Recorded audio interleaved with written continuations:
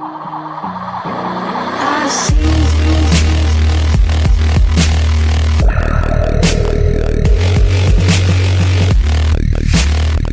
to this week's Tech Tip.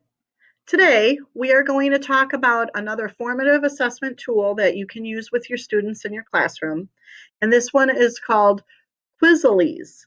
And with this program, it is very similar to many others. You can create a quiz, you can look at their resources for quizzes, and basically get the information pretty quickly to help you. If you go through this, once you log in, you can create your own instant quiz on any subject. You can get your class started with specific ones. Obviously, for our level, if you go based on grade level, they're a little lower level. However, if you browse the marketplace, you will see many different types of quizzes, all the way up to a higher level, higher levels science and social studies. And there are many, many quizzes here as well to choose from. So you are welcome, of course, to go in and create your own quiz. You are welcome to take one of those quizzes and modify it so that it works for you.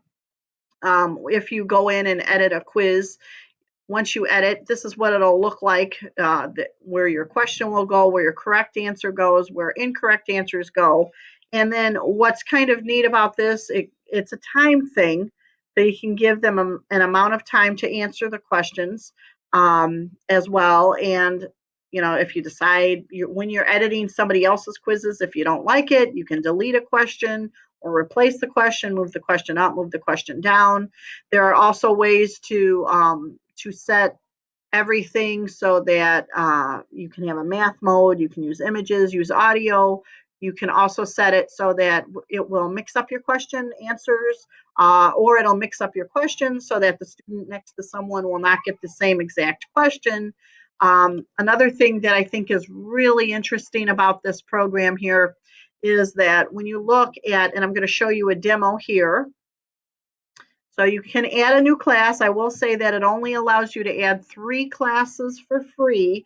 So what I would probably do is just put 2 groups of classes in one title versus another, just so that you can manage it that way.